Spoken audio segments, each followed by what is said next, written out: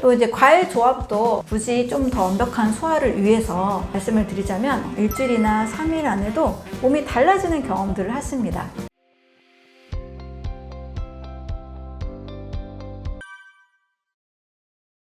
두 가지로 좀 설명을 드릴게요. 첫 번째는 공복을 가지는 것이 힘들지 않은 분들이 계십니다. 그럴 때는 저는 이전에 몸이 좀 독소도 많았고 나는 좀 몸을 신진대사를 좀 빠르게 회복시켜야 되고 공복을 지키는 것이 어렵지 않다. 이런 분들은 저는 16시간 단식을 해도 괜찮다고 말씀을 드립니다. 그런데 때로는 몸에 너무 영향이 없는 상태에서 무리한 단식을 하게 되면 지치게 되고 또 단식의 효과가 떨어지게 되고 지속적으로 하기가 어렵게 됩니다. 저는 그럴 때는 무리하게는 하지 마세요 라고 말씀을 드립니다.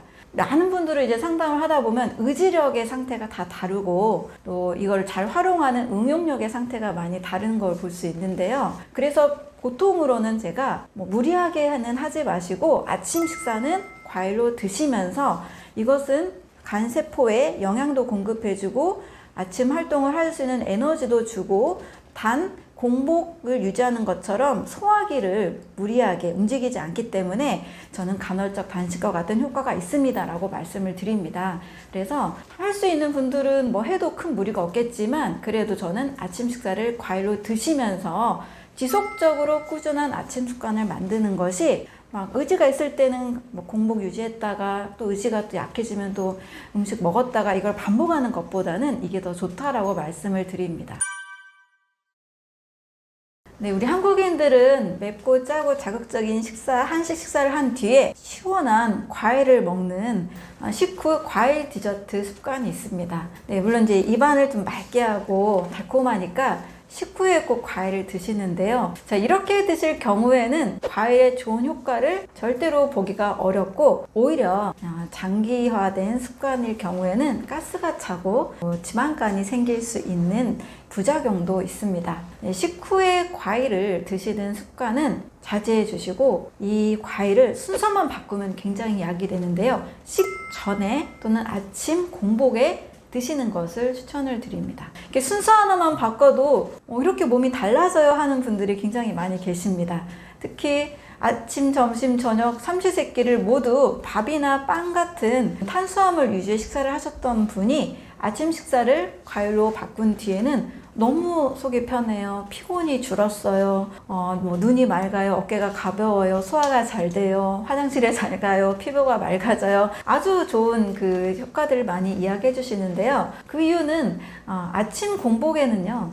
우리가 좀 몸에서 화장실도 가고 독소를 내보내는 배출하는 시간이기 때문입니다. 식후에 드셨던 과일을 아침으로만 바꿔도 또는 식전으로만 바꿔도 굉장히 또 좋은 효과가 있을 수 있습니다. 또 식후에 드실 경우에는 뭐가 문제냐면 우리가 식사 중에 밥도 먹고 나물, 김치, 다양한 고기, 음식을 먹잖아요. 근데 식후에 당 성분과 수분과 식이섬유로 이루어진 과일을 또 드시게 되면 식사 중에 드셨던 이 음식과 식후 과일 성분이 섞여서 발효가 일어나서 가스가 차는 일들이 있습니다. 그래서 식후 과일 섭취는 사실 거의 도움이 안 되고 잠깐 입이 깔끔한 정도로만 효과가 있지 우리 몸에는 오히려 더 소화를 방해하고 소화 노폐물을 많이 만들어낸다 할 수 있습니다. 그런데 순서만 살짝 바꿔서 식전에 드시잖아요. 그러면 효소도 공급이 되죠. 소화도 더 잘 되죠.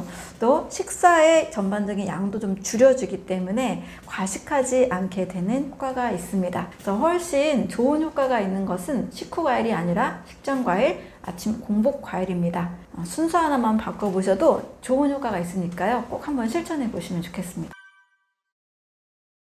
일단 과일은 한 종류의 식사를 하는 것이 가장 좋습니다. 모노밀이라고 하는데요. 우리가 제가 단순한 식사를 계속 강조하잖아요. 한 종류의 자연의 음식은 영양소가 하나만 있는 게 아니에요. 아주 생명의 결과로 인해서 탄생한 그 자연의 열매들은 자연의 음식들은 다양한 영양소를 가지고 있습니다. 수백 가지, 수천 가지가 될 수도 있겠죠.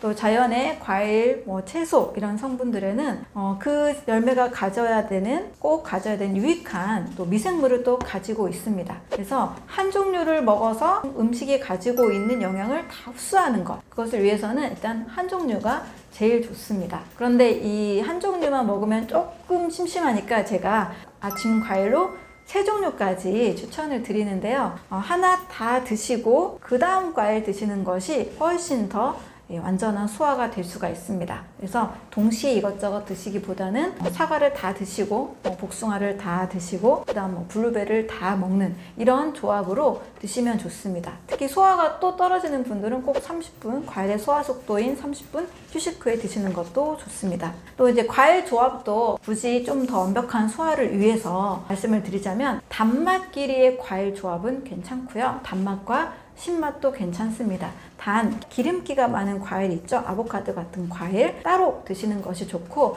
특히 메론류, 참외나 수박이나 멜론 같은 이 메론류도 다른 과일과 성질이 좀 많이 다르기 때문에 완벽하게 좀 따로 드시는 것이 좋습니다. 네, 그렇습니다. 실제 한 달간 이제 PT를 받으면서 다이어트에 도전한 30대 중반의 남성분을 상담한 적이 있는데요. 보통 이제 PT 받으면서 운동하면서 식단을 설계해 줄 때 보통 어때요? 닭가슴살에 방울토마토 샐러드 이렇게 드시잖아요. 근데 이분이 이 닭가슴살을 이제 냄새만 맡아도 힘든 시점에 이제 새로운 방법을 찾고자 저를 이제 찾아오게 되었습니다. 이분에게 제가 닭가슴살을 아예 끊고 아침에 500g의 과일, 또 점심과 저녁 식전에도 또 오렌지 하나씩 과일을 한 200g 정도씩 더 먹게 해서 평소보다 과일을 한 700g 이상 많이 드실 수 있도록 식단을 짜드린 적이 있었어요. 이렇게 했을 때 한 달 만에 체중이 4kg가 감량이 됐는데 그 중에 체지방이 6kg 정도 감량이 됐고요. 대신 이 2kg는 근육이 늘게 됐습니다. 해서 총 4kg 정도 감량이 됐는데 이분이 평소 운동은 똑같이 했거든요. 음식을 바꿔줬을 뿐입니다. 그 이유는 제가 체지방 분해가 이 다이어트에 가장 중요한 거고, 체지방 분해를 하기 위해서는 지방 대사를 하는 간이 튼튼해야 된다라고 말씀을 드렸죠. 그리고 독소도 몸에서 빼내야 되는데 과일을 식사로 하게 되면, 특히 아침에 하시게 되면 몸에 독소가 빠지면서 지방을 분해하는 장기인 간에게 아주 좋은 영양을 공급하게 됩니다. 저는 과일에 들어있는 영양소를 크게 보면 9대 영양소로 보거든요. 세계보건기구가 6대 영양소를 꼭 먹어야 된다고 발표를 했습니다. 탄수화물, 단백질, 지방, 비타민, 미네랄, 그리고 식이섬유까지. 여기까지는 많은 분들이 알고 계시는데 제가 9대 영양소를 과일에게 붙인 이유는 생명체에 반드시 필요한 효소, 이 효소가 살아있는 음식에는 들어있는데 가열을 하는 순간 효소는 그 활성이 다 파괴가 됩니다. 과일에는 이 효소가 들어있고, 암을 연구하는 학자들이 가장 많이 관심 가지고 있는 성분이 있는데요. 그게 바로 식물 영양소, 파이토케미컬입니다. 사과에 있는 퀘르세틴, 토마토에 들어있는 라이코펜, 베타카로틴 이런 성분들인데 이 성분들은 반드시 간 기능에 필요한 성분들이거든요. 근데 이 성분들은 밥, 빵, 고기, 우유에는 안 들어있거든요.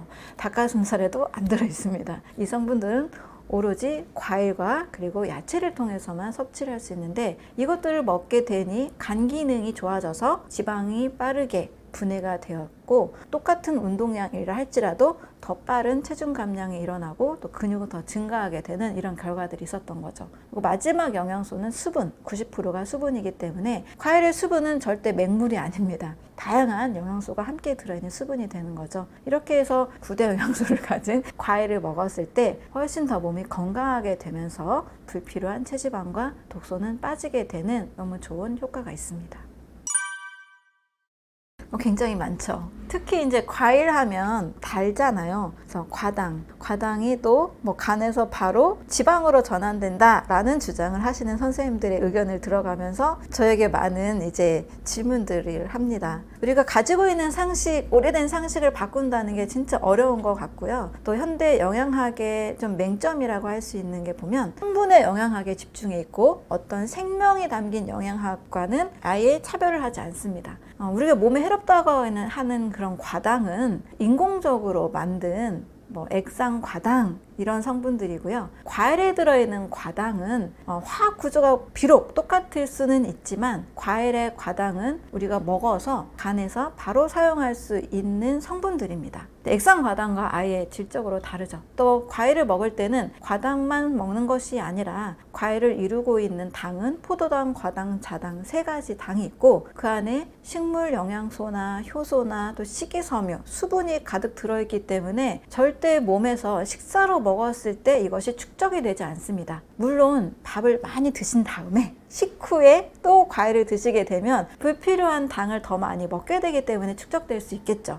제가 말하는 과일 식사법은 식사로 드시는 과일입니다. 또는 식전에 드시는 과일인 거죠. 그렇게 드시게 되면 축적이 되는 것이 아니라 바로 사용이 됩니다. 과일의 과당을 걱정하시는 분들이 계시는데 이것은 정말 제 책을 좀 잘 읽고 또 실제 경험을 해보신 분들은 다 과일 식사 너무 좋다라는 고백을 하십니다. 오히려 우리는 쌀밥이 더 위험하다는 것을 몰라요. 밥빵면, 특히 정제된 탄수화물로 만든 밥빵면은 혈당 지수가 무려 70, 80, 90 정도로 굉장히 높습니다. 현미가 55 정도 되는데 과일에 들어있는 당지수는 대부분 55 이하예요. 사과도, 포도도, 오렌지도 55가 안 됩니다. 한 20, 30, 40 정도인데 과일은 달콤하지만 당지수가 높지 않기 때문에 절대 당뇨 환자가 드셔도 안전한 식품이 현미보다 과일입니다. 이것을 알고 믿고 실천하신 분들은 그 유익을 굉장히 누리시는데 그 전에 이제 액상과당과 과당을 동일시하는 어떤 영양학의 오류적인 접근으로는 상당히 불편해 하시죠. 그런 분들은 또 어디까지 설득을 해야 될지 모르겠는데 일단은 식사로 과일 식사를 해보신 분들은 모두 다 좋은 효과를 경험하십니다.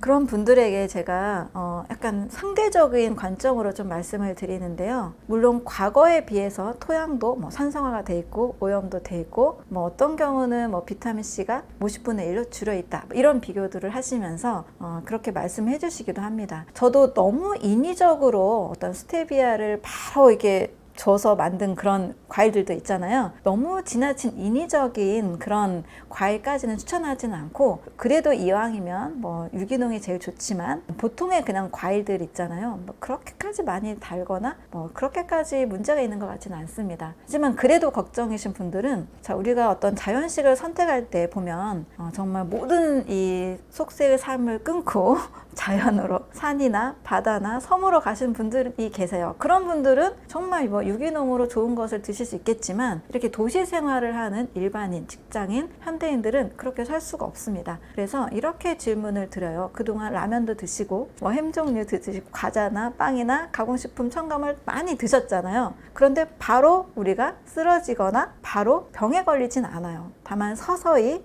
피로감이 온다거나 소화가 안 된다거나 장이 예민해진다거나 가끔 두드러기 난다거나 이런 증상들은 겪습니다. 자, 이렇게 먹었던 가공식품들에 비해서 과거의 과일보다 영양이 좀 부족하거나 조금 당도가 높다거나 문제가 있다 하더라도 일반 과일을 선택할 때의 차이점은 무엇이 더 위험할까? 라고 저는 질문을 드려봅니다. 그랬을 때는 그래도 가공식품보다는 요즘 생산하는 이런 과일들이 훨씬 더 안전하다고 할 수 있겠죠. 그래서 우리가 산속에 들어가거나 자연 속으로 도피해서 살지 않는 이상 우리는 완벽한 건강식을 하기는 어렵지만 위험한 그런 물질들을 피해서 안전한 건강식은 선택을 할 수가 있습니다. 아침에 식사를 과일로 드실 때는 기본 500g 정도로 추천을 드립니다. 그 정도 양을 먹었을 때 몸에 꼭 필요한 수분, 또 식물성 단백질, 식이섬유를 다 얻을 수가 있습니다. 이렇게 한 3일만 하셔도 화장실 가는 것부터 달라지실 거고 여성분들은 이 피부가 달라졌다, 화장을 잘 받는다 이런 이야기들을 하시거든요. 얼굴이 맑아지는 효과가 있습니다. 또 한 5일 정도 하시면 아침마다 우리 만성피로 있으신 분들 일어나기 굉장히 힘들잖아요. 이런 피로감도 줄어들고 아침에 일어나는 것이 좀 가뿐해진다라는 이야기들을 합니다. 그래서 5일 이상 지속하시면 어떤 분은 정말 약을 끊을 만큼의 좋은 효과가 있는 분들도 계십니다. 저는 이제 제철 과일이 가장 좋다라고 말씀을 드리거든요. 요즘은 제철 과일로 참외 정도 드시고 또 늘 사과는 먹을 수 있기 때문에 사과 같이 드시면서 아침에 그냥 수분이 많은 내가 먹고 싶은 과일을 드시는 것이 좋습니다. 단 방법이 중요한데요. 우리가 다양한 색깔 있는 음식을 많이 먹으세요 라는 말 때문에 또 너무 다양하게 동시에 이런 과일들을 동시에 먹기 쉬운데 그 방법은 좀 지양을 하는 것이 좋습니다. 과일마다 성질이 다르거든요. 그래서 단맛과일, 신맛과일, 메론류 과일, 지방이 많은 과일 이렇게 나뉘어집니다. 그래서 일단은 한 가지 과일을 다 드시고 그 과일을 다 먹은 다음에 그 다음 과일을 드시고 그 다음 과일 드시는 것을 추천합니다. 섞어서 이거 먹었다 저거 먹었다 하는 것은 뭐 소화력에 큰 문제가 없는 분들은 괜찮으시겠지만 가끔 소화력이 약하신 분들은 뭐 가스가 찬다거나 불편함도 있을 수 있거든요. 그리고 여름에는 또 너무 좋은 계절이잖아요. 포도도 많이 나오고 해서 이 포도도 굉장히 그 해독력이 좋은 과일입니다. 정말 점심이나 저녁에 식사하기 어려울 때, 바쁘다거나 또 이동 중에 있을 때, 이럴 때는 포도 한 송이, 두 송이를 식사로 하셔도 너무 좋습니다.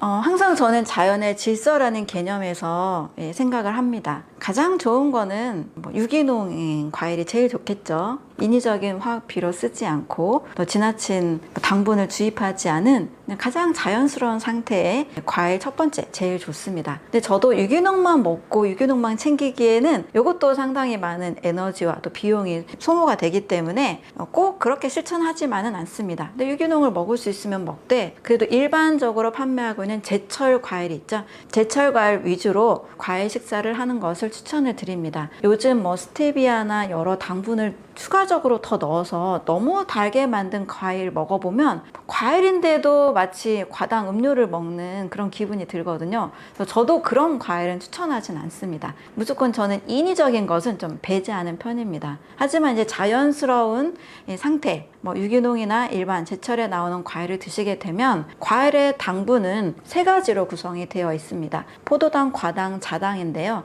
여기서 포도당의 비율은 우리가 주식으로 먹는 쌀밥보다도 훨씬 더 적습니다. 그리고 과당과 자당은 간에서 바로 에너지로 쓰기 때문에 인슐린이라는 호르몬도 필요가 없고 바로 에너지가 되는 과정이 매우 빨라서 소화작용도 필요가 없습니다. 그래서 과일은 인체에 아주 적합한 식사가 될 수 있고 또 아침에 먹으면 굉장히 이로운 간 건강에 도움이 되는 성분들로 인해서 크게 다이어트나 또 피로 회복에도 굉장히 도움이 많이 됩니다. 당뇨가 있으신 분들에게 저는 과일을 되게 적극적으로 권하는 편이에요. 왜냐하면 우리가 굉장히 달콤하다고 하는 포도의 포도당 지수가 46밖에 되지 않습니다. 이 당지수가 46이고 현미의 당지수는 55입니다. 포도가 단데도 불구하고 당지수 자체는 굉장히 낮습니다. 또 당 부하 지수라고 해서 먹는 양에 따른 당을 또 조사한 지수가 있는데요. 이것도 역시 현미보다도 낮습니다. 우리 당뇨 환자들 주식으로도 현미 드시잖아요. 그런데 과일은 현미보다도 대부분 다 낮고 또 그 안에 수분과 식이섬유가 같이 있기 때문에 혈당을 빠르게 상승시키거나 인슐린을 자극하지 않습니다. 그래서 과일이 밥보다 더 안전하다. 따라서 당뇨 있는 분들도 과일을 드시는 것을 추천을 드립니다. 또 그 안에 있는 비타민과 미네랄이 췌장의 이 기능이 당뇨 환자들이 약해져 있는 상태잖아요. 췌장 건강에 크게 도움을 주기 때문에 당뇨가 개선되는 사례들을 저는 너무나 많이 봐왔습니다. 하지만 달콤한 과일을 먹으면서 당이 오를 것 같아 라고 불안함을 느끼신다면 그 불안함 때문에 당이 올라갈 수 있거든요. 너무 달콤한 과일은 불안하다 하시는 분들은 좀 너무 달콤하지 않은 과일, 키위나 딸기나 너무 덜 달콤한 과일들을 드시는 것을 추천을 드립니다. 간이라는 장기를 보면 굉장히 많은 음식물뿐만 아니라 세균이며 바이러스며 우리 몸에 모든 들어오는 모든 것들을 다 간에서 처리를 하기 때문에 간은 크게 합성과 그리고 해독 기능 크게 중요한 두 가지 일을 합니다. 그렇다면 이 엄청난 일을 하는 간에게는 어떠한 에너지가 필요할까? 어떠한 영양소가 있을 때 간이 가장 건강하고 행복하게 일을 잘할 수 있을까? 자, 이렇게 봤을 때 간에게 필요한 영양소는 여러 비타민과 미네랄과 그리고 함께 항산화 영양소라고 알려진 이런 비타민 A나 C나 E나 이런 성분들 또 항산화 영양소, 파이토케미컬 이런 영양소들이 간 건강에 반드시 필요한 영양소라는 것이 밝혀졌습니다. 그러니까 해독이라는 것도 75%의 몸의 독소를 간이 해독을 하는데요. 해독도 크게 2단계를 거칩니다. 그러니까 빨래를 할 때 예를 들어서 빨래를 빨래를 할 때 애벌 빨래에서 때를 좀 불린 다음에 빨래를 하면 더 잘 되잖아요. 간도 이렇게 이와 같이 2단계의 해독을 하는데요. 애벌 빨래와 같은 독소를 분해하는 시기, 그리고 독소를 배출하는 단계, 이 2단계로 이루어집니다. 근데 독소를 분해하는 그 단계에서는 반드시 필요한 게 비타민 A, C, E 항산화 영양소예요. 이런 영양소들이 있어야 독소에 붙어서 독소가 몸에서 빠져나갈 수 있는 1단계 작업을 해줍니다. 자, 그런데 이런 비타민들이나 이런 항산화 영양소들은 밥이나 빵이나 고기나 우유에는 안 들어있어요. 우리가 이 음식을 거의 메인으로 먹게 되잖아요. 영양소들은 가장 많이 들어있는 음식이 바로 과일입니다. 물론 일부 야채에도 많이 들어 있습니다. 하지만 과일이 훨씬 더 많은 비타민과 파이토케미컬을 가지고 있죠. 따라서 이 다이어트를 할 때는 간 기능이 가장 최적화되어야 하고, 이 간 기능을 최적화시키기 위해서는 바로 과일에 있는 영양소가 크게 도움이 됩니다. 제가 주장하는 것은 아침 과일 습관 500g인데요. 아침에는 몸의 리듬에 의해서 몸에서 해독하는 시간, 배출하는 시간으로 알려져 있습니다. 새벽 4시에서 12시까지는 우리가 뭔가를 채우는 시간이 아니라 배출하는 시간이에요. 그래서 아침에 일어나면 우리 먼저 어디 가죠? 먼저 화장실을 가고, 그 다음에 좀 목이 텁텁해서 물을 마시고, 이런 행위가 바로 우리 몸이 배출하는 거에, 해독하는 거에 가장 좋은 시기라는 겁니다. 이때에는요, 밥이나 뭐 국이나 샌드위치, 우유, 시리얼 이런 걸 먹을 게 아니라 소화 효소가 필요 없는 수분 유지 음식이 가장 좋은 식사를 할 수 있습니다. 근데 바로 이 소화 효소가 필요 없으면서 수분 유지 음식은 너무나 정확하게 과일이 되는 거죠. 그래서 이 배출의 시기, 이 해독 시기에는 과일 식사를 통해서 간 기능을 최적화시키면 이제 다이어트도 잘 되고, 또 만성 피로, 이 피로 회복에도 굉장히 좋고, 또 피부도 굉장히 좋아지는 너무나 좋은 효과들이 있습니다. 이 과일을 먹는 식사법에 대해서는 전 항상 제철 과일 위주로 500g을 먹으라고 합니다. 500g은 500g, 이 500ml 생수 정도 양을 생각하시면 되고, 사과 중간 사이즈 한 2개 정도 양, 한 접시 정도의 과일을 드시면 되는데요. 이 정도의 과일을 먹게 되면 이 안에 들어있는 당분 에너지, 우리 아침밥 꼭 먹어라 하는 것 중에 뇌에 에너지원이 필요하다라는 이야기를 하잖아요. 근데 이 필요한 당분 에너지도 약 60g 정도, 밥 한 공기 정도의 양이 충분히 되기 때문에 에너지원이 되면서 또 수분도 충분히 먹으면서 비타민과 미네랄, 식이섬유, 뭐 효소, 식물 영양소까지, 파이토케미컬까지 모두 다 먹을 수 있는 너무나 좋은 식사법이 될 수 있습니다. 그래서 아침에 꼭 필요한 해독에도 좋으면서 영양식도 같이 되는, 제가 꼭 2가지 건강의 원리를 말씀을 드리는데요. 영양과 해독에 너무나 좋은 식사법, 아침 과일 습관 500g이 되겠습니다. 네, 농림축산식품부에서 요즘 성인이나 어린아이들이 과일 야채를 많이 안 먹잖아요. 그래서 21일 식습관의 법칙에서 과일 야채가 우리 몸에 어떤 변화를 주는지를 실험을 했습니다. 그래서 과일 야채를 하루에 어른은 400g, 어린이는 그 절반 200g 정도를 무려 44명에게 21일 동안 먹게 했는데요. 주 원료는 사과, 브로콜리, 케일, 레몬 4가지 과일과 야채이고요. 이렇게 먹었을 때 21일 만에 우리 몸에 있는 장내 미생물 중에 살을 찌게 하는 비만 세균이 절반으로 줄어들었다는 보고가 있습니다. 그것뿐만 아니라 이 심리적으로도 이 장이 건강하면 우울증도 굉장히 장과 연관이 돼 있다고 요즘 보고들이 많이 있는데, 심리적으로도 안정감이 생기면서 좀 우울한 게 사라지고 또 자신감이 생기는 이런 결과까지 같이 얻었다라는 실험이 있습니다. 네, 우리 몸에서 모든 장기들이 다 중요하지만 뇌, 브레인도 굉장히 중요하고 심장도 중요하고 다 중요한데, 가장 그래도 뇌 자체도 에너지가 없으면 움직일 수 없고, 심장도 우리가 에너지를 공급해 주지 않으면 생명을 유지할 수가 없잖아요. 이 에너지를 공급해 주는 차원에서 가장 중요한 장기는 이 소화기관 중에서도 간이라고 생각을 합니다. 실제 많은 불치병과 암 환자들을 치료했던 독일의 막스 거슨 이라는 의사 선생님은 가장 중요한 장기를 이 간이라고 봤습니다. 이 생명의 축이라고 이야기를 하셨는데요. 이 간 건강이 우리 인체에서 먹으면서 피와 살과 에너지를 만들고 뭐 호르몬도 만들고 또 면역력이 필요할 때는 뭐 항체며 여러 면역 세포들도 만들어야 되는데 우리 몸에 무려 70% 세포수를 차지하고 있는 적혈구도 역시 조혈 작용도 간에서 다 영향을 미치고 있거든요. 근데 가장 중요한 장기 이 간을 어떻게 관리할까라는 방법에 대해서 사실 알려주는 선생님도 못 봤고 책에서 많이 찾아본 적이 없었는데요. 제가 이제 여러 자료들과 연구들을 종합해 보니까 간 건강을 정말 빠르면 정말 3일 안에도 효과를 느낄 수 있는 게 바로 아침 과일이었습니다. 이 아침 식사로는 소화효소를 자극하지 않는 식사가 좋거든요. 아침에 일어나서 눈 뜨자마자 만약에 사장님이 전화 와서 일을 하라고 시킨다면 바로 눈 뜨자마자 일을 주면 우리 일하기 싫겠죠. 또 엄마가 수학 문제 눈 뜨자마자 아기에게 수학 문제 풀으라고 공부시킨다면 그 아이도 공부하기가 어려울 겁니다. 이와 같이 우리 몸도 아침에 일어나면 이 소화기가 일할 수 있는 워밍업을 하는 시간이 필요한데요. 이때에는 소화효소가 별로 필요 없는 음식이 가장 좋고 또 아침에는 몸이 내보내는 해독의 시간, 배출의 주기이기 때문에 수분 위주의 음식이 좋습니다. 자, 수분이 있으면서 소화효소가 필요 없고 또 영양이 되고 해독에도 도움이 되는 음식 하면 가장 베스트로 바로 과일입니다. 이 과일 안에 들어있는 비타민이나 미네랄이나 효소나 여러 식물 영양소 이런 성분들이 간의 건강을 최적화시켜 주는데 아주 큰 도움이 되죠. 간은 너무나 많은 일을 하면서도 해독의 일을 같이 해야 되기 때문에 이 해독에 필요한 다양한 비타민과 항산화 성분들을 과일이 공급을 해줍니다. 또 아침에는 입맛이 많이 없잖아요.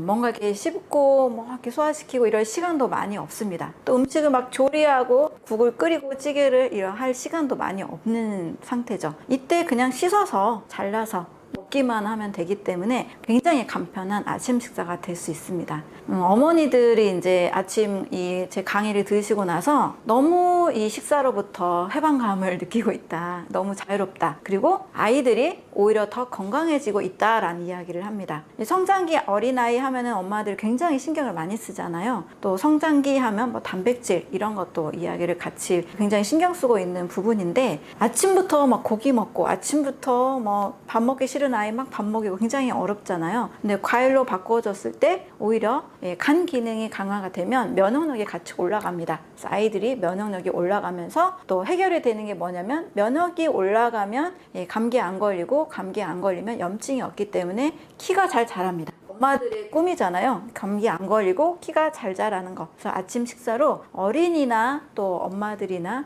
누구에게도 가장 좋은 식사가 될 수 있습니다. 가장 좋은 것은 아침 과일 식사입니다. 아침에는 과일만 먹는 겁니다. 저는 이 아침 과일 식사의 임계점의 양으로 500g 정도를 정했어요. 근데 사람에 따라서 이 500g이 적은 분들이 있고 많은 분들이 있을 수 있기 때문에 더 드세요 라고 해도 되고요. 좀 적응하기 어려운 분들은 뭐 사과 반쪽부터 시작을 하고 또 서서히 늘려가라고 말씀을 드립니다. 아침에는 소화효소가 필요 없는 식사가 가장 좋거든요. 그래서 과일만 드시는 식사법이 제일 좋습니다. 이제 사람에 따라서 어떤 분들은 과일과 야채를 같이 샐러드로 섞어 드시는 분들도 계세요. 저는 소화 속도의 차원에서 본다면 과일은 30분 정도면 위에서 소화가 다 마치거든요. 하지만 이제 야채는 셀룰로스, 식물 세포벽이 사람의 소화효소가 완벽하게 다 소화하기도 어려운 부분도 있고 총 한 3-4시간 정도는 걸립니다. 소화 속도 차원에서 보면 저는 섞어 먹지 않고 가장 심플한 식사, 단순한 식사로 과일만 드시는 것을 추천을 드립니다. 하지만 이제 과일만 드시는 것이 좀 너무 달아서 불편하다, 힘들다 이런 분들에게는 조금 더 보완하는 방법으로 야채를 갈았을 때는 이게 갈렸기 때문에 소화가 더 편해지거든요. 그래서 사과 하나 정도와 양배추나 양상추, 뭐 케일 한두 개나 두세 개 정도를 이렇게 갈아 먹는 것은 안전하게 생각을 하고 있습니다. 3일만 해도 변비를 해결할 수가 있습니다. 많은 분들이 매일 한 번씩 화장실에 가는 것을 어려워하시는 여성분들이 종종 계시더라고요. 변비를 여러 가지 측면으로 다양한 관점에서 이제 해결하려고 시도를 하시는데 많이 선택하는 게 유산균 많이 선택하시고 또 그냥 물 많이 드시고 또 장을 자극하는 이제 변비 약을 드시기도 하죠. 또 그냥 야채를 많이 생각하기도 쉬운데 장에 가장 필요한 성분은 수용성 식이섬유입니다. 식이섬유는 크게 두 가지거든요. 물에 녹는 수용성과 녹지 않는 불용성 식이섬유가 있는데, 우리가 굉장히 중요하게 여기는 현미 껍질, 여러 콩 껍질은 물에 녹지 않는 불용성 식이섬유입니다. 이러한 식이섬유들은 중금속을 흡착시키고 좋은 기능도 하지만 오히려 좀 벽이 약한 분들은 장벽을 긁어서 상처를 내기도 하거든요. 더 중요한 식이섬유는 수용성 식이섬유, 물에 녹는 식이섬유입니다. 사과에 있는 펙틴, 다른 음식에도 이 수용성 식이섬유들이 있는데, 과일을 먹게 되면 이 수용성 식이섬유가 많이 먹게 되죠. 500g 정도 많이 먹게 되면 장에서 물을 흡수해서 불려서 장에 있는 이 대변 고형물과 쑥 빠져나가는 굉장히 시원한 효과가 있습니다. 그래서 쾌변하고 싶으신 분들에게 아침 과일을 3일만 해도 이 변비 이 효과를 볼 수가 있고요. 여성분들은 3일만 해도 피부가 달라졌다라는 것을 느끼기도 합니다. 화장할 때 피부 상태를 느끼잖아요. 화장이 잘 먹는다, 이런 이야기들 하기도 합니다. 또 만성 피로감이 줄었어요 라는 것을 느낍니다. 또 속이 편해요 라고도 굉장히 많이 하시죠. 속이 더부룩한 분들, 피로감 있는 분들, 또 변비, 또 화장이 잘 안 받는 분들, 그리고 또 저녁에 다리가 붓는 부종이 있는 여성분들 계시거든요. 이 부종에도 효과를 느낄 수가 있습니다. 3일만 해도 굉장히 많은 효과를 느낄 수가 있는데, 일주일, 한 달 또 계속 식습관으로 갖게 되면 정말 많은 다이어트라든지 또 많은 염증성 질환까지도 예방할 수 있는 좋은 식사법이 됩니다.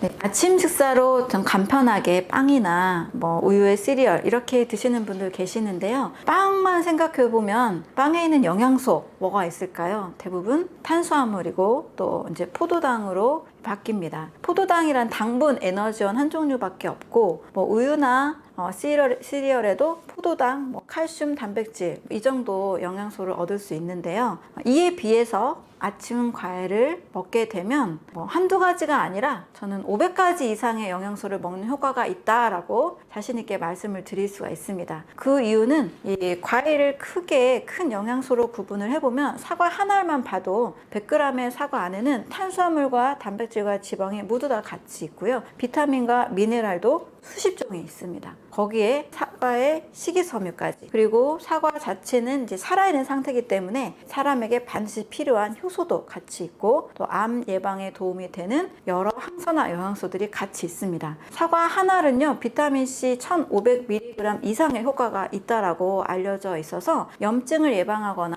항산화 효과도 굉장히 크죠. 아침 사과는 금사과 이런 말도 있고, 아침에 사과를 먹으면 이제 의사 선생님들이 고민을 많이 한다라는 이런 이야기들도 있잖아요. 그래서 사과 하나 또 과일 하나가 빵이나 이런 우유 시리얼보다는 영양학적으로 굉장히 큰 가치가 있죠. 그래서 이거 하나가 모든 어떠한 이 한국인들의 주식으로 삼고 있는 밥이나 이런 다른 음식들보다 훨씬 더 영양학적으로 아주 영양소가 풍부하다고 할 수 있습니다. 네, 아침 사과는 금사과라고 하는데요. 몸에서도 정말 좋은 반응들이 있죠. 저도 사과를 매일 아침 먹는 습관을 가지고 있는데, 첫 번째는 정말 이 변비가 없습니다. 대장의 운동이 너무너무 좋아져서 변비나 설사 있는 분들 모두에게도 도움이 됩니다. 이 사과에 있는 껍질에 들어있는 퀘리세틴이라는 성분이 장 건강에도 도움이 되고 심장 건강에도 같이 도움을 줍니다. 자, 그리고 사과에 들어있는 피세틴이라는 장수 유전자가 질병 없이 장수할 수 있는 몸으로도 만들어주게 되죠. 두 번째로 이 장수 유전자, 장수에도 영향을 미칠 수가 있습니다. 세 번째로는 소화작용에도 도움이 됩니다. 사과에는 유기산이 있고 여러 이제 산성 사과산, 산이 굉장히 많은데, 만약에 위산이 너무 많은 위산 과다인 분들은 좀 천천히 시작할 필요는 있습니다. 하지만 이제 위산이 적어서 역류성 식도염이 있다거나 여러 염증들이 있고 위를 건강하게 만들고 싶은 분들이라면 사과가 도움이 될 수 있습니다. 하지만 말씀드린 대로 모든 위산이 너무 과하게 나와서 조금만 먹어도 속이 쓰린 분들은 억지로 드시지 마시고요. 조절해 가면서 다른 과일 드시다가 몸이 편안해지면 그때 사과를 드시면 됩니다. 네 번째로는 당뇨에도 도움이 되는데요. 네, 사과를 꾸준히 먹게 되면 인슐린 저항성을 가지고 있으신 분들이 당뇨 분들이잖아요. 인슐린에 대한 민감도를 올려준다라는 연구 결과들도 있습니다. 사과가 당뇨 또 당뇨 전 단계 분들에게도 도움이 됩니다. 다섯 번째로 사과에는 우르솔산이라는 성분이 있는데요. 이게 근육 형성에 도움을 줍니다. 근육을 예쁘게 만들고 싶은 젊은 남성분, 여성분들이 사과를 먹으면 훨씬 더 아름다운 몸매를 만들 수가 있습니다. 참외에는 칼륨과 인, 베타카로틴 이런 성분들이 굉장히 풍부한데요. 첫 번째로 부종에 굉장히 좋습니다. 칼륨 성분이 몸에 축적돼 있던 나트륨을 빼주면서 부종이 있는 분들을 굉장히 가라앉게 만들어 주거든요. 그래서 부종에 도움이 되고요. 두 번째로는 베타카로틴 성분들이 많이 있어서 위점막, 위장 점막이 약한 분들, 소화기가 약한 분들에게 큰 도움이 됩니다. 위장의 상피세포는 무려 5일 만에 새로운 세포로 바뀌거든요. 세포 분열이 굉장히 왕성하게 일어나고 있는데 이 세포 분열이 왕성하게 일어나고 있는 곳에서는 세포 분열에 꼭 필요한 영양소가 있습니다. 그게 바로 비타민 A라는 영양소입니다. 비타민 A가 있어야 세포의 분열들이 잘 일어나게 되는데 바로 비타민 A의 전구체가 베타카로틴인 거죠. 자, 베타카로틴은 인체 내에서 필요한 만큼만 비타민 A로 전환이 돼서 위장 상피가 아주 건강하게 재생될 수 있도록 도와줍니다. 또 참외 안에는 엽산이 많아서 엽산을 필요로 하는 여성분들, 임산부들에게 굉장히 도움이 되죠. 그래서 여름철에 빨리 지칠 수 있고 또 체력이 많이 필요할 때 참외를 식사로 드시게 되면, 식사라는 것은 충분히 많이 먹는 것을 뜻합니다. 하나가 아니라 2개, 3개까지도 괜찮고요. 이렇게 많이 드시게 되면 위가 약한 분들, 또 좀 빈혈기가 있는 분들, 또 몸이 잘 붓는 분들, 이런 분들에게도 도움이 많이 됩니다. 토마토가 익어가면 일사의 낯빛이 어두워진다라는 유럽의 어떤 속담도 있는데요. 굉장히 전반적인 건강에 큰 도움을 많이 줍니다. 라이코펜이라는 유명한 항산화 성분이 있죠. 이 성분은 이제 기름과 함께 요리해서 먹을 때 흡수가 잘 된다라고 이야기를 하는데, 전립선암을 앓고 있는 분들이 토마토를 먹었을 때 굉장히 큰 도움이 된다는 보고가 있어서 토마토는 이제 의사 선생님들도 많이 추천하는 과일이 됐죠. 근데 그뿐만 아니라 비타민 C와 비타민 E도 굉장히 풍부합니다. 또 토마토 안에는 부갑상선 호르몬을 자극하는 성분이 있어서 뼈도 잘 만들게 하는 효과가 있습니다. 토마토는 여러 분야에서 굉장히 도움이 되는데, 또 여성분들은 또 피부 미용에도 도움이 되고 장기적으로 암을 예방하는 성분들도 같이 있습니다. 또 이제 토마토 같은 경우에는 감칠맛을 내는 성분들이 있어서 이 토마토를 익혀서도 먹으면 굉장히 도움이 되고 다양한 요리에 소스로 활용할 수 있으니까요. 이 활용도가 굉장히 용이하고 또 쉽게 접할 수 있는 아주 건강에 도움이 되는 과일이 되겠습니다.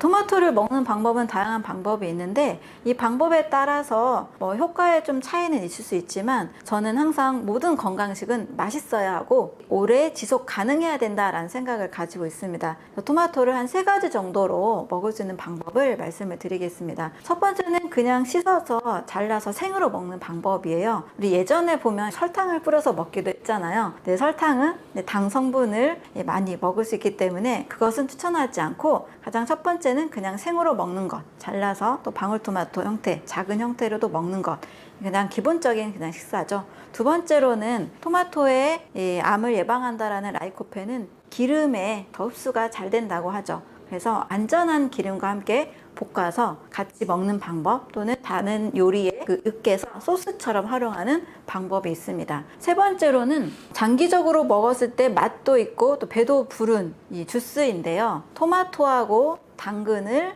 같이 살짝 익혀서 갈아서 먹습니다. 근데 여기에 우리 올리브 오일을 하루에 2스푼 먹으면 좋다라고 하잖아요. 그래서 올리브 오일까지 같이 넣어서 먹으면 올리브 오일에 들어있는 필수 지방산, 불포화 지방산도 함께 같이 먹을 수가 있습니다.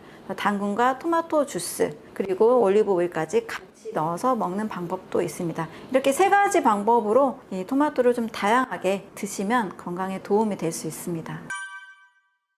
수박은 시트룰린하고 아르기닌 성분이 들어있는 자연의 이뇨제라고 할 수 있습니다. 부종 있는 분들, 또 신장 기능에 좀 불편함 있는 분들에게 굉장히 도움이 많이 되겠죠. 그리고 또 두 번째로는 콜레스테롤 대사에 도움이 돼서 지방 대사를 촉진시키는 효과가 있습니다. 다이어트에도 굉장히 도움이 되겠죠. 또 여름철에 수박 굉장히 시원하고 갈증을 해결하는 데 도움이 되잖아요. 이런 부분에서 도움이 됩니다. 그리고 수박에도 역시 토마토에 있는 라이코펜이라는 성분 성분이 들어있어서 항염, 항암 성분, 또 전립선암을 예방할 수 있는 성분이 되기도 하고요. 칼륨이 많아서 고혈압에도 도움이 됩니다. 또 수박은 100g당 당분이 5g밖에 되지 않아서 굉장히 당도가 낮은 과일이에요. 당이 있는 분들, 당뇨 전 단계에 있는 분들에게도 안전하게 섭취할 수 있는, 먹을 수 있는 과일이 됩니다.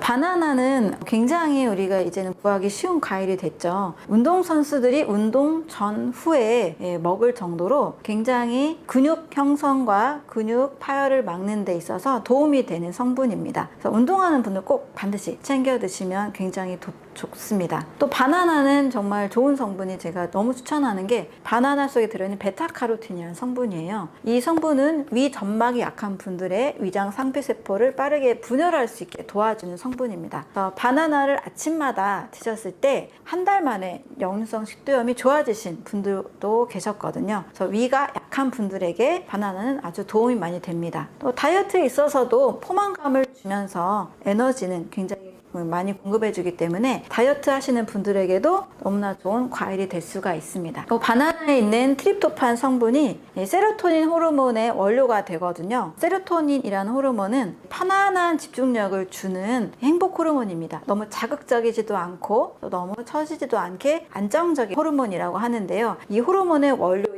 트립토판이 마음의 안정, 또 집중력, 또 저녁에 또 숙면을 취하는 멜라토닌 호르몬의 원료가 되기 때문에 숙면에도 도움이 되는 과일이라고 할 수 있습니다.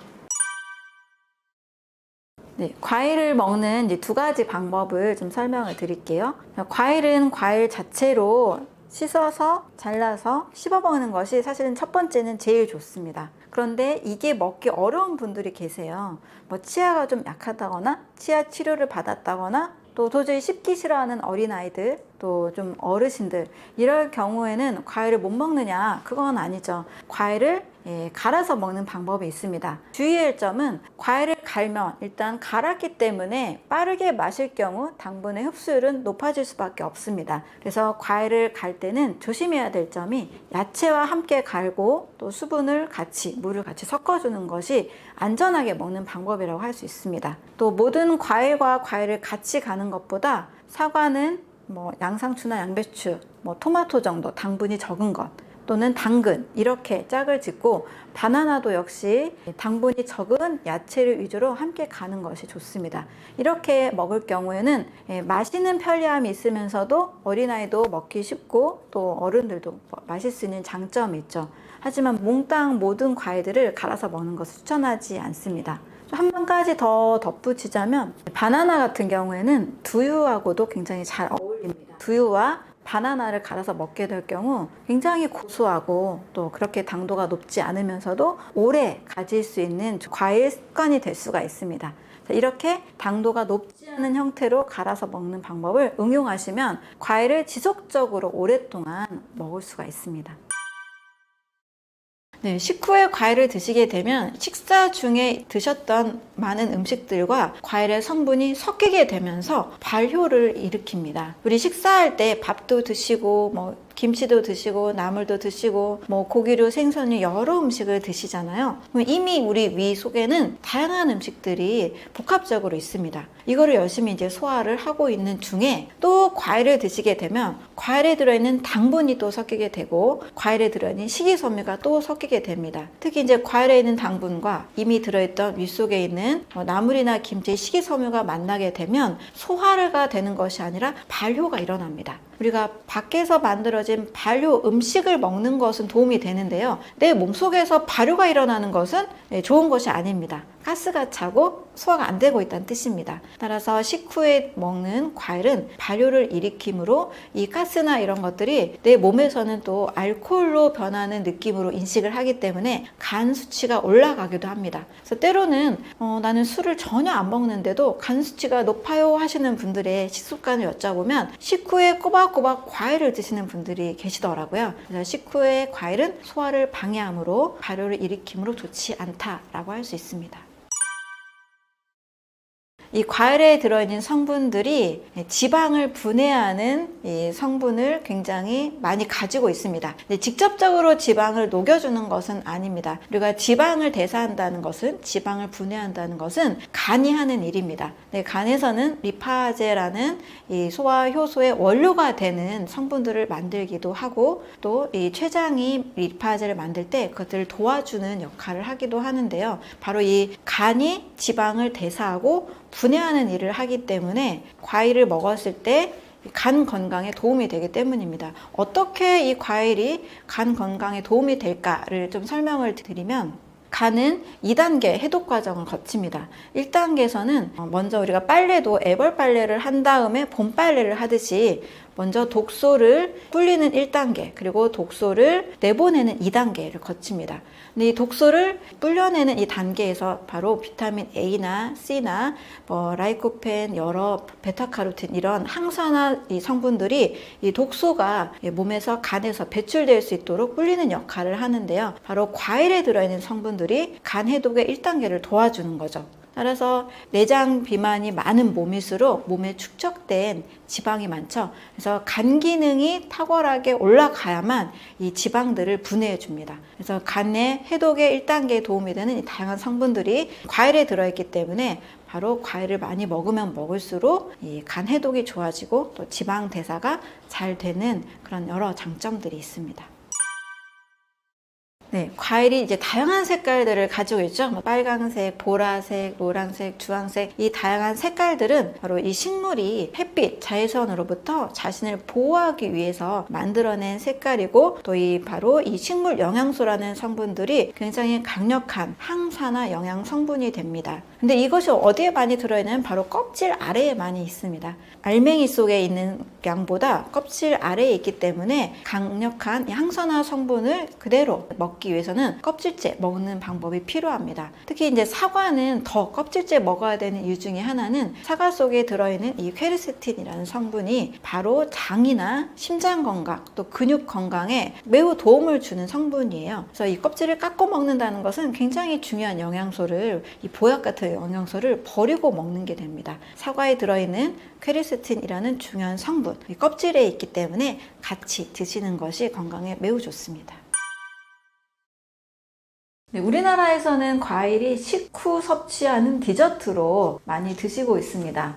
식후 과일 문화는 건강 측면에서 상당히 도움이 되지 않습니다. 왜냐하면 식사 중에 밥도 드시고 나물, 김치 여러 음식을 많이 드셨잖아요. 고기, 생선도 많이 드시고, 자, 이 식사 이후에 과일을 드시게 되면 식사 중에 드셨던 다양한 이 음식물이 과일의 당분, 과일의 식이섬유와 또 만나서 소화가 아니라 발효가 일어나게 됩니다. 그래서 식후 과일 습관을 늘 하시던 분들은 가스가 차기도 하고, 또 나는 술을 안 먹는데도 비알코올성 지방간이 생기는 분들도 계십니다. 바로 발효 과정에서 일어나는 알코올 비슷한 성분들이 생기게 되는 거죠. 과일은 식후에 드시는 것은 절대 추천하지 않습니다. 소화 불량을 일으키고, 또 과일의 좋은 성분들이 흡수가 안 됩니다. 저는 과일을 보약이라 할 만큼 그 성분이 굉장히 좋다라고 꼭 말씀을 드리고 있는데요. 이 좋은 성분들은 식후에 드시면 다 흡수가 안 돼요. 식전에, 공복에 드실 때 과일의 좋은 성분들이 다 몸에 흡수가 됩니다. 꼭 식후에 드시지 마시고 식전, 공복에 드시는 거 추천을 드립니다. 또 잘못된 과일 섭취법으로는 과일만 갈아서 드시는 과일 주스, 또 즙만 빼서 먹는 과즙, 그리고 말린 과일을 많이 드시는 습관입니다. 물론 이 세 가지가 아주 가끔씩 천천히 드시거나 아주 가끔 드실 때는 큰 문제가 되는 건 아닙니다. 매일 상용하면 문제가 되는데요. 과일을 갈아서 드시면 당분도 쪼개지고 식이섬유도 쪼개지기 때문에 빠른 혈당 상승을 유발합니다. 매일 아침 과일을 갈아 드셨을 경우에 저혈당증을 한 달 정도 만에 경험하시는 분들도 종종 계십니다. 또 과즙을 드시는 것도 마찬가지예요. 과즙은 식이섬유도 제거했기 때문에 이 당분이 더 올라간 상태입니다. 채소즙은 상관이 없습니다. 과일의 당분이 쪼개지고 혈당 상승을 유발하기 때문에 문제가 됩니다. 또 말린 과일도 수분을 다 제거했잖아요. 저는 과일의 수분은 고급 수분이라고 말씀을 드리는데요. 아주 풍부한 비타민, 미네랄이 같이 섞여 있습니다. 이걸 제거하고 먹게 되면 역시 또 빠른 혈당 상승을 유발하죠. 아주 소량 가끔 드시는 것까지는 위험하진 않지만 매일 자주 이렇게 드시면 혈당에 있어서 문제가 될 수 있습니다. 당뇨라는 것은 당이 사용되지 못하고 요로 빠져나가는 거죠. 그 요인 중에 먼저 인슐린의 문제가 옵니다. 인슐린의 민감도가 떨어지게 되고 또 점점 인슐린을 만드는 췌장의 베타세포에 문제가 생겨서 인슐린이 만들어지지 않게 됩니다. 자, 인슐린의 기능을 향상시키기 위해서는 우리 몸에 또 전반적인 신진대사에 꼭 필요한 미네랄들이 필요합니다. 바로 망간, 크롬, 아연, 셀레늄, 칼슘, 마그네슘 같은 이런 미네랄들이 인슐린의 기능을 향상시키는 것으로 알려져 있습니다. 생과일을 섭취했을 때 36% 당뇨가 예방됐다라는 연구 결과가 호주 베이크 심장 당뇨병 연구소에서 발표한 바도 있습니다. 당뇨가 예방되기 위해서는 과일에 충분한 비타민과 미네랄들이 반드시 섭취가 돼야 됩니다. 인슐린의 기능을 향상시켜주는 좋은 결과가 있습니다. 또 쌀밥보다도 과일의 당지수는 굉장히 낮습니다. 많은 과일들이 현미가 가지고 있는 당지수 55보다도 많이 낮습니다. 사과도 36밖에 되지 않고요. 복숭아, 포도도 46입니다. 현미보다도 높은 당지수의 과일도 몇 가지 있는데요. 많은 과일들이 현미보다도 낮은 당지수를 가지고 있기 때문에 혈당에도 인슐린의 위험을 주는 그런 당지수가 아닙니다. 당뇨 예방에도 과일이 필수가 되는데요. 그래도 심리적으로 이게 다니까 많이 불안하시잖아요. 그래서 저당도 과일을 추천을 드립니다. 블루베리나 딸기나 채소과지만 토마토 그리고 사과 이런 과일들을 꼭 드셔야만 과일 속에 들어있는 비타민, 미네랄이 인슐린의 기능에 도움을 줍니다. 당뇨를 걱정하시면서 여전히 쌀밥을 드시는 분들이 많이 계십니다. 제 주위에는 쌀밥도 드시고 떡도 드시고 칼국수도 드시고 면 종류 음식을 많이 드시면서 혈당 강화제를 드시는 분들이 계십니다. 저는 이런 분들에게 꼭 저당도 과일을 꼭 드시라고 추천을 드립니다. 그리고 쌀밥은 일정 기간 동안 1주에서 2주 정도는 드시지 않거나 많은 양을 줄이도록 말씀을 드립니다. 이랬을 때 200에서 120까지 일주일만 해도 떨어지신 분들이 계세요. 과일을 먹었는데 당이 떨어졌다. 좀 이해가 안 되잖아요. 자, 그 이유는 쌀밥이나 정제된 탄수화물에 비해서 과일의 당지수는 상당히 낮습니다. 당분의 양도 상당히 적습니다. 당지수로 먼저 말씀을 드리면 현미는 55, 백미는 70이 넘습니다. 또 정제된 밥, 빵, 면, 떡은 거의 90까지 넘습니다. 이렇게 빵이나 밥을 드시면서 과일을 안 드신다는 거는 굉장히 맞지 않는 거예요. 왜냐하면 당지수도 훨씬 낮고 과일 속에 들어있는 것은 당만이 아니라 다양한 비타민, 미네랄, 활성산소를 중화시키는 식물 영양소, 또 혈관을 보호하는 안토시아닌, 플라보노이드 성분들이 굉장히 많습니다. 당뇨가 위험한 이유는 결국 혈관병으로 진행이 되면서 합병증이 심해지기 때문에 위험한 거잖아요. 이러한 합병증을 예방하고 혈관 질환을 예방하기 위해서는 과일의 성분이 반드시 필요합니다. 그래서 일주일 정도를 아침에 저당도 과일을 드시고 식사 중에 밥을 뺐을 때 일주일만 해도 200에서 120까지 굉장히 많이 떨어진 사례들이 있었습니다. 당지수 200 정도를 왔다 갔다 하시는 분들은 저는 꼭 아침 식사로 저당도 과일을 추천을 드립니다. 여전히 밥을 드시면서 과일을 불안해했던 분들이 계신다면 꼭 저당도 과일을 추천을 드립니다. 그리고 당분의 양도 밥보다 훨씬 적습니다. 한 공기 밥을 드시면 약 210g 정도인데요. 거기에는 당질로 계산하면 70g 정도가 당분입니다. 그런데 70g 정도의 당분을 과일로 드시려면 과일을 굉장히 많이 먹어야 됩니다. 대부분의 과일에 들어있는 당이 100g당 5에서 10g 정도입니다. 70g 한 공기 밥을 먹기 위해서는 과일이 500에서 약 1kg까지를 먹어야 됩니다. 굉장히 많은 과일 양이 동원이 되거든요. 그러면 어떤 게 더 우리가 먹기가 쉬울까요? 어떤 게 더 위험할까요? 당지수와 당분의 양 측면에서도 과일은 안전합니다. 또 하나 더 말씀을 드리면 쌀밥은 100% 포도당으로만 바뀝니다. 그런데 과일의 당은 포도당, 과당, 자당이 같이 어우러져 있습니다. 포도당이 약 3분의 1 정도밖에 되지 않아요. 먹었을 때 혈당은 당연히 올라가지만 이게 인슐린을 자극하는 당이 아니라 간에서 바로 사용되는 과당이 같이 들어있다는 거죠. 과당의 경우에는 간에서 바로 사용이 되기 때문에 인슐린을 자극하지 않습니다. 인슐린을 자주 자극하면 췌장에 과부하가 오게 되고 결국 이제 인슐린에 문제가 되고 인슐린 나오지 않게 되는데요. 쌀밥보다도 더 안전한 당을 제공하는 것이 과일이라고 할 수가 있습니다. 당뇨 예방에도 과일을 드시고요. 당뇨가 있으신 분들은 저당도 과일, 블루베리, 토마토, 사과, 딸기, 키위 같은 이런 저당도 과일이 여러 인슐린 기능을 향상시키는 측면에서 도움이 됩니다. 쌀밥을 드시는 당뇨인이라면 꼭 과일과 비교해 보시고 선택을 하시면 좋겠습니다. 무려 100년 전에 과일의 성분으로 암을 정복한 사례가 있습니다.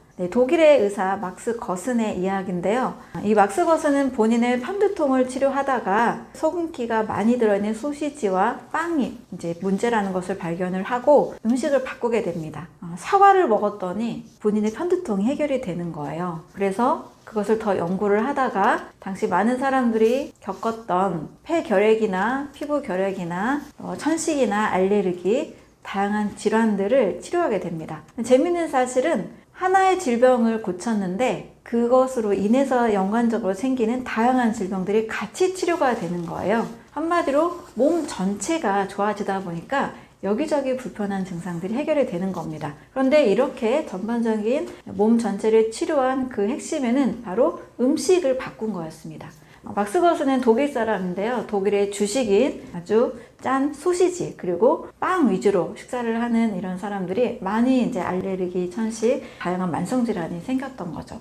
이것 대신에 음식을 사과와 당근, 샐러리, 브로콜리 같은 하루에 13잔의 과일, 채소 즙으로 치료를 하기 시작합니다. 음식을 바꿨을 뿐인데 세포 속에 저류되어 있던 나트륨이 제거가 되고 칼륨이 보충이 되면서 세포의 기능이 살아나게 된 거죠. 이것을 가지고 당시 불치병이었던 피부결핵, 폐결핵, 그리고 말기 암 환자까지도 치료를 하는 그런 사건이 있었습니다. 재밌는 것은 당시 슈바이처 박사의 아내인 분도 폐결핵을 앓고 있었는데 이 폐결핵이 치료가 됐고요. 치료가 소문이 나면서 독일에서 더 이상 2차 세계대전 이후에 의료활동을 하기 어려웠던 막스 거슨은 미국으로 뉴욕에 가서 개업을 하게 됩니다. 그래서 당시 치료를 하지 못했던 많은 암 환자들, 말기 암 환자들, 더 이상 어떠한 약도 어떠한 수술도 할 수 없는 많은 암 환자들을 막스 거슨이 치료를 하기 시작하면서 미국에 소문이 나기 시작했습니다. 그런데 음식으로 암을 치료한다 하니까 많은 제약회사나 많은 이제 의사들의 그런 이제 반대도 있어서 치료가 더 많이 알려지지 못했는데요. 당시 라이너스 폴링은 이 사건을 미국의 가장 좀 슬픈 사건으로 얘기를 하기도 했고 결국 ABC 방송국에서 이 사건을 또 보도하면서 지금까지도 이 막스 거슨의 치료가 계속 알려지고 있습니다. 우리나라에서도 대한제암거슴의학회에서 이 막스 거슨의 치료를 활용해서 우리나라에 맞는 하루 한 7잔 정도의 과일, 채소즙으로 치료를 하고 있기도 합니다. 지금도 멕시코에서 이 막스 거슨의 딸인 샤룩 거슨이 계속 식사법을 이용한 암 치료를 계속 하고 있습니다.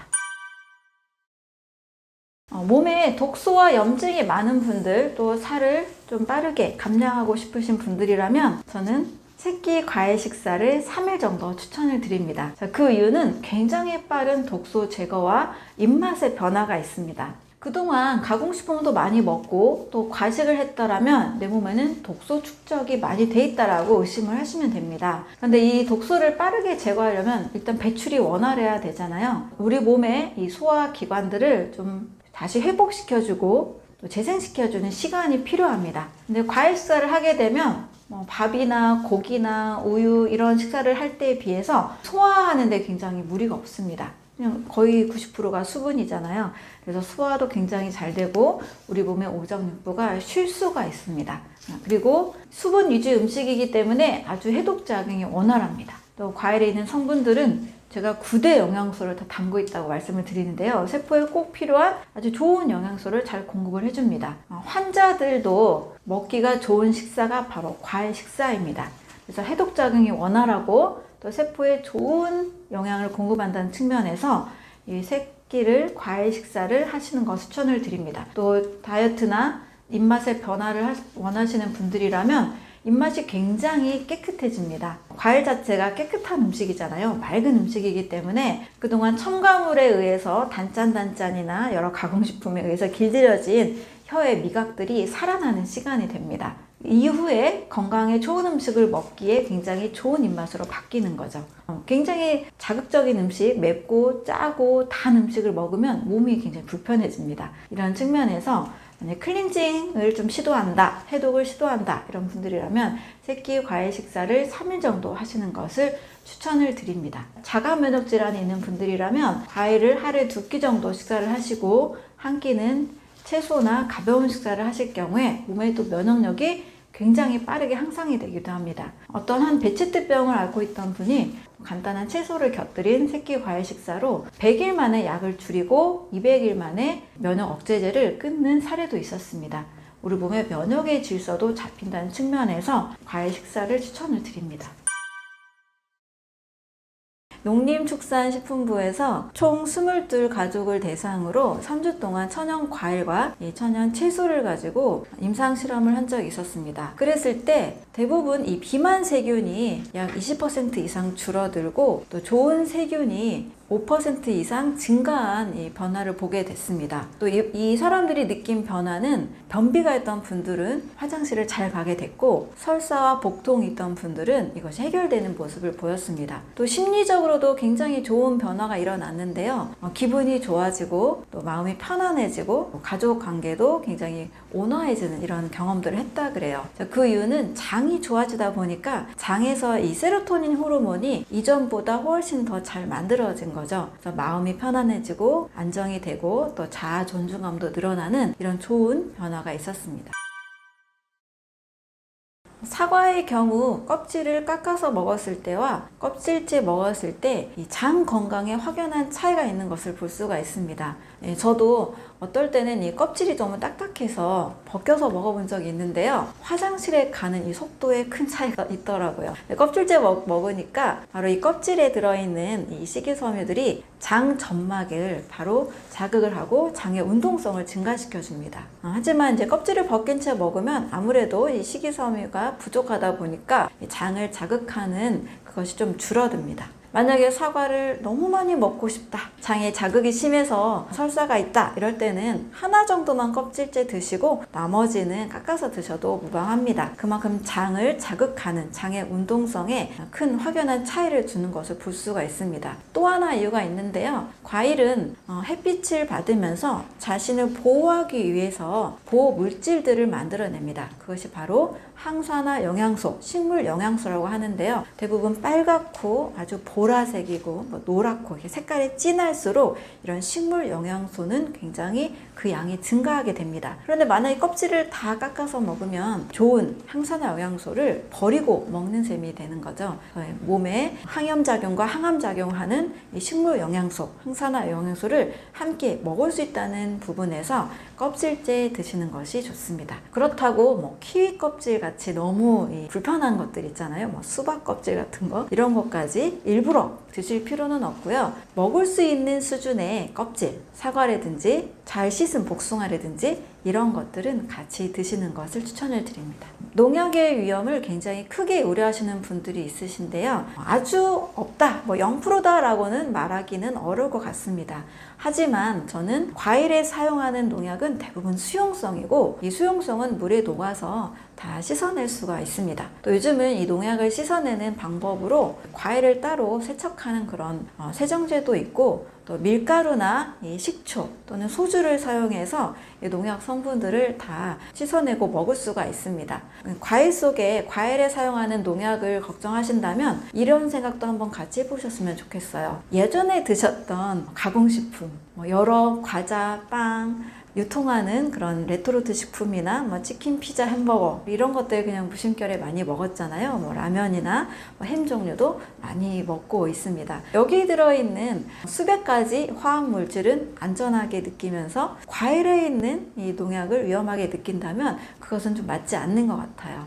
사람의 몸이 그런 화학 물질을 많이도 견뎌냈는데요. 잘 씻어낸 과일이라면 크게 위험하다고 보지 않습니다. 수년 동안 저는 이렇게 먹고 있고 또 많은 분들도 이렇게 먹고 있습니다. 그래도 정말 안심하고 먹을 수 있는 것은 믿을 수 있는 이 농부를 통해서 생산한 유기농 과일을 더 챙겨 드시면 훨씬 더 안전하다고 볼 수 있습니다.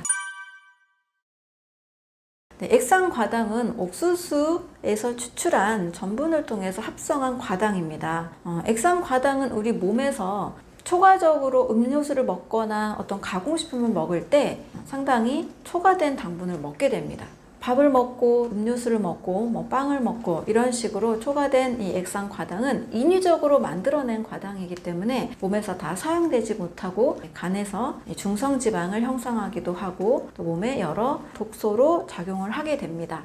액상과당을 많이 먹어서 좋을 일은 하나도 없게 되는 거죠. 독소를 먹는 거나 똑같다라고 생각하시면 됩니다. 근데 액상과당의 이 과당 때문에 과일의 당도 같이 오해를 받기가 굉장히 쉬운 것 같습니다. 여러분, 과일은 자연에서 만들어낸 산물이잖아요. 또 이 과일을 주식으로 먹고 잘 생명을 유지하는 동물인 유인원, 영장류, 원숭이, 고릴라, 침팬지 같은 동물들도 있습니다. 과일의 당은 인위적으로 합성한 당이 아니기 때문에 자연에서 만들어낸 산물 전체적으로 보는 것이 맞습니다. 특히 과일 속에 있는 당은 과일이 차지하고 있는 전체 약 5에서 15%밖에 되지 않아요. 90% 정도는 대부분 수분과 또 여러 효소와 비타민, 미네랄 같은 몸에 꼭 필요한 영양소들입니다. 또 이 과일의 당을 분석해보면 과당과 포도당, 자당으로 이루어져 있는데요. 여기서 인슐린을 필요로 하는 이 포도당은 굉장히 작은 부분입니다. 그래서 과일을 먹고 일시적으로 당분을 먹었기 때문에 혈당이 상승하지만 이것으로 인해서 당뇨병을 일으킨다는 것은 전혀 인과관계로 볼 수가 없습니다. 그래서 과일의 당은 천연당, 인슐린 저항성을 일으키지 않고 쌀밥보다 낮은 과일들이 훨씬 더 많이 있습니다. 그래서 과일의 당으로는 전혀 문제를 일으키지 않기 때문에 과일의 당은 액상과당과 확연하게 다르다라고 볼 수가 있습니다. 대신 식후에 먹는 과일 섭취법은 전혀 추천하지 않습니다. 저는 식후 과일은 독이다 이렇게까지 말씀을 드리는데요. 식사 중에 밥을 많이 드시고 또 식후에 과일의 당과 또 식이섬유를 또 섭취하시면 발효라는 것이 일어나서 건강에 전혀 도움이 되지가 않습니다. 그래서 과일의 당은 안전하게 식전에 또는 공복에 섭취할 때 그 좋은 성분들을 우리 몸이 다 흡수할 수가 있습니다. 과일도 다양한 이 맛으로 분류가 되는데요. 단맛 과일, 신맛 과일, 그리고 지방이 많은 과일, 또 멜론류의 과일로 나뉘게 됩니다. 바나나나 무화과, 감 같은 경우는 단맛 과일이죠. 그리고 오렌지나 파인애플, 망고 같은 것은 신맛 과일입니다. 그리고 아보카도나 올리브, 코코넛, 두리안 같은 과일은 지방이 많은 과일이고요. 수박, 메론, 참외 같은 것은 메론류의 과일로 이렇게 나뉩니다. 근데 여기서 단맛끼리의 과일, 같은 맛끼리의 과일은 같이 드셔도 무방합니다.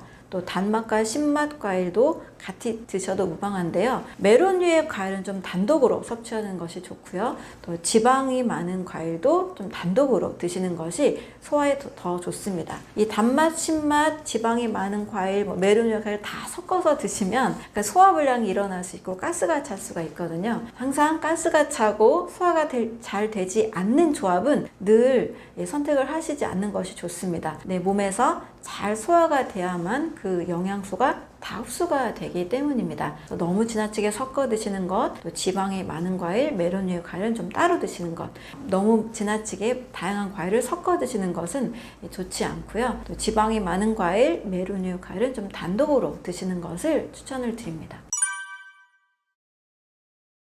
과일을 좋아하시는 분들은 이 과일 식사를 하라고 했을 때 굉장히 좋아하시는 반면 과일 하나도 먹기 어렵다는 분들이 계세요. 이런 분들은 좀 순차적으로 늘려가면서 이 과일 식사의 효과, 비만이나 염증을 줄이고 피로를 줄이는 혈당을 조절하는 이런 효과들을 보실 수가 있습니다. 그러기 위해서는 1주차에는 일단 식사는 마음대로 하시면 돼요. 마음 편하시죠? 그런데 이것만 좀 챙겨주시면 좋습니다. 일단 아침에 과일 1개를 드시고 점심과 저녁에 마음껏 드시는 그 식사 전에 과일 꼭 하나씩 드시면 됩니다. 과일을 드시면서 식사를 다 할 수 있으니까 일단 크게 다른 어떤 건강법보다 어렵지 않잖아요. 일단 과일 하나만 식전에 먹고 먹겠다. 이거를 1주차에 연습을 하시면 좋습니다. 자, 2주차에는 이렇게 드시는 것에 과일을 하나씩만 더 늘리는 겁니다. 아침에 과일을 하나에서 2개로 늘리시고 점심과 저녁은 그대로 동일하게 드시면 하루에 과일을 4개를 먹는 효과가 됩니다. 이 3주차에는 저녁 식사에만 과일을 하나만 더 늘리시면 됩니다. 아침과 점심은 똑같이 드시고요. 저녁은 일단 잠을 자는 것을 준비하는 시간이니까요. 식사는 가벼울수록 좋고 내 몸은 더 빠르게 회복할 수가 있습니다. 자, 4주차에는 아침에 과일을 하나만 더 늘리시면 됩니다. 아침에 과일 3개를 드시고 점심과 저녁은 3주차와 똑같이 하시면 됩니다. 마지막 5주차에는 4주차와 똑같이 하되 저녁 식사에만 과일을 하나 더 늘려서 3개를 드시면 됩니다. 아마 이 정도 드시면 무려 하루 식사의 한 40에서 50% 정도는 과일 식사를 하시게 됩니다. 과일 식사로 하루의 절반을 한다. 엄청난 해독과 또 엄청난 영양소를 흡수하는 좋은 식사가 됩니다. 이렇게 하면 그동안 지방간 있는 분들, 혈당 조절 잘 안 되시는 분들, 고혈압 있으신 분들, 또 잠을 잘 못 주무시는 분들, 변비 있으신 분들 굉장히 빠르게 호전이 되는 것을 저는 너무나 많이 보고 있습니다. 그래서 과일 식사를 천천히 책을 보시면서 응용을 잘 하시면 좋겠습니다. 굉장히 의지를 가지고 최고의 자연식으로 몸을 한번 바꿔보겠다 이런 분들에게는 이렇게 일주일만 해보시면 몸이 많이 달라지는 것을 경험할 수가 있습니다. 하루에 2끼의 과일식을 추천을 드립니다. 아침, 저녁을 더 추천을 드리고요. 상황에 따라 아침과 점심이 편한 분들은 그렇게 연이어서 과일식을 2끼를 하셔도 괜찮습니다. 자, 이렇게 하루 2끼를 과일로 식사를 하시게 되면 과일에 들어있는 영양 성분과 또 이 수분, 식이섬유들이 굉장히 빠르게 몸의 독소들을 줄여줍니다. 간이 빠르게 건강하게 되고요. 장도 굉장히 좋아집니다. 그리고 한 끼는 현미 잡곡에 다양한 쌈채소, 또 제철 나물들로 만들어진 밥상을 준비하시면 좋습니다. 여기에 버섯류와 해조류 밥상까지 곁들이면 좋아요. 현미 잡곡으로 제철 식단을 하시게 되면 내 몸에 들어오는 게 독소가 거의 없습니다. 네, 과일류, 채소류, 그리고 해조류, 버섯류,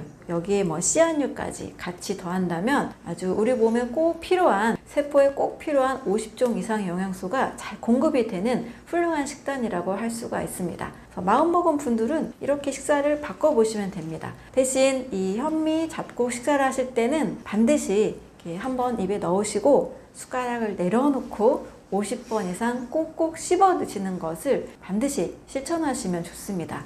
침에 있는 이 소화 효소와 침에 있는 항균 성분들이 거의 항암제 수준 이상으로 좋다는 이야기들을 많이 하고 계시거든요. 그래서 몸에 있는 독소들도 제거가 되면서 완전히 소화시킬 수 있는 방법이기 때문에 반드시 천천히 꼭꼭 씹어서 드시는 것, 이것까지 겸한다면 일주일만 해도 내 몸이 정말 새롭게 바뀌는 것을 경험을 해보실 수가 있습니다.